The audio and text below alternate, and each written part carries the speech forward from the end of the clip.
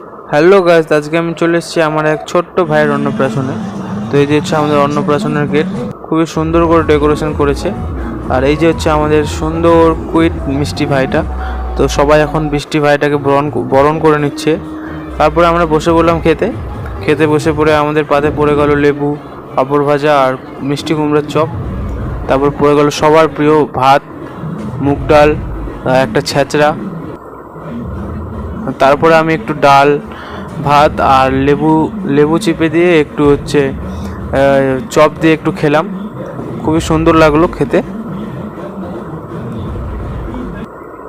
তারপরে আমাদের পাতে পড়ে গেল কাঁঠাল চিংড়ি, এবার পড়ে গেল কাতলা মাছ, যেটা সবারই প্রিয়। তারপরে কাতলা মাছ দিয়ে একটু মেখে খেলাম, খুবই সুন্দর লাগলো খেতে। তারপর পাতে পড়ে গেল চাটনি, দই, মিষ্টি। তারপর একটু ড্যান্স দেখে বাড়ি চলে এসেছি।